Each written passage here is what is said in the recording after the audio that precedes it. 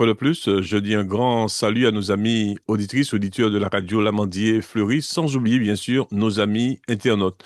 Aujourd'hui, nous avons le plaisir et l'honneur de recevoir pour vous le prédicateur Michael Tatlo, bien sûr pour une thématique importante. Donc, nous allons voir ensemble cette thématique après la résurrection, l'au-delà selon la Bible. Donc, tout d'abord, je demandais au prédicateur Michael Tatlo de bien vouloir saluer nos amis auditrices, auditeurs de la radio Lamandier Fleury, sans oublier bien sûr nos amis internautes. Merci d'être là. Je salue bien fraternellement les auditeurs de la radio Lamandier Fleury, tous les internautes, tous ceux qui pourront voir sur la chaîne YouTube du pasteur Jules Bilon cette vidéo. Soyez richement bénis et je bénis également le travail que cette radio et que le couple sacerdotal Bilon effectue sur les réseaux. Soyez richement bénis et bonne écoute à vous. Merci d'avoir accepté notre invitation. Tout d'abord, quelle espérance concrète la résurrection donne-t-elle aux croyants pour aujourd'hui? Je crois que l'espérance concrète que la résurrection donne aux croyants aujourd'hui, c'est l'espérance de la vie éternelle. C'est-à-dire que, en fait, dans l'Ancien Testament, il n'y avait pas encore de notion de vie éternelle. Les croyants de l'Ancien Testament n'espéraient pas en la vie éternelle. Mais je crois que Jésus-Christ par sa résurrection, a ouvert une nouvelle route qui est la vie éternelle. C'est-à-dire que le fait que Jésus lui-même soit ressuscité préfigure la résurrection de tous ceux qui croiront en lui. Et par cette résurrection, je crois que l'espérance aussi est dans le salut, dans le fait d'être sauvé. Et en étant aussi enfant de Dieu, en étant aussi croyant que Jésus-Christ nous a sauvés et est mort pour nous, puisque l'évangile de Jean nous dit que la vie éternelle, c'est de croire en Dieu, en celui qu'il a envoyé, son Fils Jésus-Christ. Je crois que en ayant l'espérance de la vie éternelle, nous savons aussi qu'il n'y a pas de condamnation pour ceux qui sont en Jésus-Christ et que nous paraîtrons devant le tribunal de Christ et non devant le trône blanc. De ce fait, comment la certitude de la résurrection influence-t-elle notre manière de vivre maintenant? Il y a la certitude de la résurrection parce que d'abord, c'est vrai qu'à Corinthe, il y avait des croyants qui doutaient de la résurrection et Paul leur a dit dans l'Épître aux Corinthiens au chapitre 15 que s'il n'y a point de résurrection des morts, Christ non plus n'est pas ressuscité. Il ajoute en disant, et si Christ n'est pas ressuscité, notre prédication est donc vaine et votre foi aussi est vaine. Donc si nous ne croyons pas en la résurrection, si nous n'avons pas la certitude que la résurrection existe, nous devons aussi remettre en question le fait que Christ soit ressuscité. Et je dirais aussi que dans la parole, nous avons aussi dans Acte 24, 15 qui nous dit qu'il y aura une résurrection des justes et des injustes. Daniel 12 au verset 2 dit que plusieurs de ceux qui dorment dans la poussière de la terre se réveilleront les uns pour la vie éternelle et les autres pour le pauvre, pour la honte éternelle. Donc l'Écriture nous certifie qu'il y a une résurrection. Donc, nous nous appuyons sur cette résurrection, puisque nous avons vu qu'il y a une résurrection des justes et des injustes. Le Seigneur doit nous trouver irrépréhensibles au jour de sa venue. Pierre dit dans son épître, dans son deuxième épître au chapitre 3 verset 14, c'est pourquoi, bien-aimés, en attendant ces choses, en attendant le retour de Christ, appliquez-vous à être trouvés par lui sans tache et irrépréhensibles dans la paix. Pour pouvoir bénéficier de cette résurrection, nous devons d'abord accepter le Seigneur comme Sauveur et Seigneur, et nous devons travailler notre salut afin d'être vraiment des élus et de vraiment participer à cette résurrection. À partir de cela, Michael Tatlo, en quoi la vie après la résurrection motive-t-elle la fidélité et la persévérance chrétienne? Alors, j'ai relevé au moins trois raisons d'être motivé et d'être fidèle afin de pouvoir hériter de la vie éternelle après la résurrection. Dans 1 Jean 3, 2, la parole dit, Bien-aimés, nous sommes maintenant enfants de Dieu et ce que nous serons n'a pas encore été manifesté. Mais nous savons que lorsque cela sera manifesté, nous serons semblables à lui parce que nous le verrons tel qu'il est. En fait, en tant que chrétien, en tant qu'enfant de Dieu, ce que nous serons n'a pas encore été manifesté. La parole dit que nous verrons le Seigneur comme il est et que nous serons semblables à lui. À la résurrection, nous aurons un corps glorifié et incorruptible, semblable à celui de Christ. Voici la première des motivations. C'est-à-dire que nous aurons un corps spirituel. Nous aurons un corps nous aurons un corps qui sera sans péché. Nous aurons un corps qui sera incorruptible, c'est-à-dire un corps où il n'y aura plus de maladie, où il n'y aura plus de souffrance, où il n'y aura plus de tristesse. Voici la première des motivations. La deuxième des motivations, je l'ai relevé dans 2 Pierre 3, au verset 13, qui dit, mais nous attendons selon sa promesse. Donc la promesse, c'est la prophétie du prophète Ésaïe dans 65, chapitre 20, 65, 25, verset 17 d'un nouveau ciel et une nouvelle terre où la justice habitera. Nous savons que actuellement que le monde entier est sous la puissance du malin. Dans le monde dans lequel nous vivons, le monde entier est sous la puissance du malin. C'est pour ça que nous avons des épreuves, c'est pour ça que nous avons des difficultés, c'est pour ça que nous sommes sujets à la maladie, c'est pour ça que nous sommes sujets aussi à la mort de nos proches.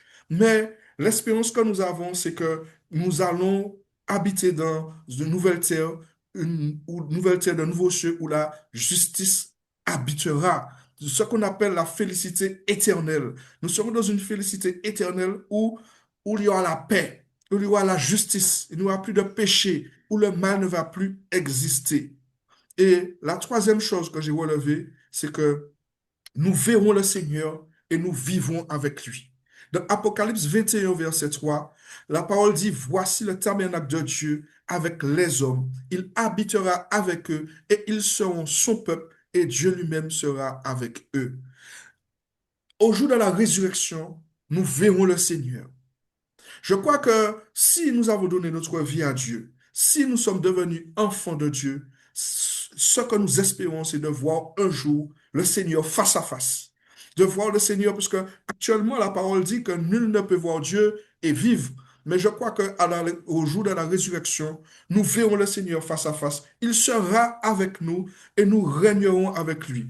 Il y a des fausses doctrines qui disent que justement, qui disent que la terre ne sera pas détruite et qu'on vivra sur la même terre qui soit nettoyée et que Dieu restera dans le ciel. Mais la parole nous dit et nous certifie que nous verrons le Seigneur. Nous verrons le Seigneur, nous vivons avec lui dans ce qu'on appelle la nouvelle cité, la nouvelle Jérusalem. Avant de clôturer ce moment, d'ores et déjà un grand merci à vous, Michael Tatlo, d'avoir accepté notre invitation. À votre avis, que change la promesse de la résurrection dans notre vision de la mort et de l'éternité? Alors, ce que change cette promesse, c'est que nous savons qu'il y a une vie après la mort. Nous savons que nous ne mourrons pas et que la mort physique n'est qu'un temps intermédiaire avant le retour de Christ. Nous sommes de passage sur cette terre. Le temps que nous passons ici bas n'a rien de comparable avec l'éternité. Et nous savons d'ailleurs qu'il n'y aura plus de mort puisque la mort et le séjour des morts seront jetés dans l'étang de feu. Nous le voyons dans Apocalypse au chapitre 20. Mais ce qu'il y a de plus merveilleux, c'est que nous serons immortels. La notion d'immortalité sera physique et spirituelle. Nous n'allons plus mourir, puisque je viens de dire que la mort et le séjour des morts seront jetés dans les temps de feu. Mais la notion d'immortalité est réservée à ceux qui ont accepté Jésus-Christ. Parce que ceux qui seront justifiés, parce que les justes mèneront une vie dans l'union avec Christ. Nous serons unis avec Christ. Mais les injustes seront dans un état de séparation totale avec Dieu. Tant que nous sommes sur la terre, les injustes ont la chance, ont un choix à faire afin vraiment, Dieu est là, il est miséricordieux et il est patient, justement, avec ceux qui n'ont pas accepté le Seigneur, afin qu'ils ne soient pas séparés de manière définitive du Seigneur en allant dans le lac de feu. Et je conclurai en disant avec 2 Pierre 3 9 justement, qui dit que le Seigneur ne tente pas dans l'accomplissement de la promesse, c'est-à-dire dans le fait qu'il retournera. Quand celui qui doit revenir reviendra, comme quelques-uns le croient. Mais il use de patience envers vous, ne voulons pas qu'aucun périsse, mais voulons que tous arrivent à la repentance. Le Seigneur est patient avec chacun de nous car il veut que tous soient sauvés. Bien sûr, tous ne seront pas sauvés parce que le Seigneur désire, c'est un Dieu d'amour. Mais ce qu'il veut, c'est que nous tous, nous soyons unis avec Christ dans la Jérusalem céleste au jour de la résurrection et au jour du retour de Christ. Une fois de plus, un grand merci à vous, prédicateur Michael Tatlo, pour cet entretien.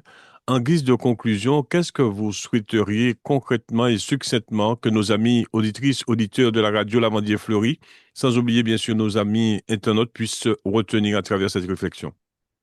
Ce que je dirais que les auditeurs retiennent, c'est que la résurrection n'est pas un mythe. La résurrection est une réalité biblique et une réalité aussi concrète, puisque dans le livre de l'Apocalypse, on parle de la résurrection, on parle du retour de Christ, et tout ce qui est apocalyptique arrivera. Ça veut dire que tout ce qui est apocalyptique va arriver. Et la résurrection, le retour de Christ viendra. Et et pour pouvoir faire partie de la première résurrection, ce que je souhaite à chacun des auditeurs de la radio La Fleury, c'est de faire partie de la première résurrection, de la résurrection d'entre les morts. Pas de la résurrection des morts, mais la résurrection d'entre les morts, afin que chacun puisse voir Christ, pour que chacun puisse arriver là où Dieu veut que nous soyons, parce que moi je crois que la résurrection est la finalité de la promesse de Christ. Ce que nous sommes n'a pas encore été manifesté. Ce que nous sommes sur cette terre, nous ne vivons pas en Christ afin, c'est vrai qu'il y a des bénédictions sur cette terre, c'est vrai que Dieu bénit, mais la finalité de notre vie chrétienne, c'est d'être auprès de Christ au jour de son retour, c'est de vivre avec Christ et d'être dans la Jérusalem céleste afin de régner avec lui. Une fois de plus, un grand merci à vous, prédicateur Michael Tatlo. Merci. Soyez richement bénis, à bientôt mon frère. À bientôt.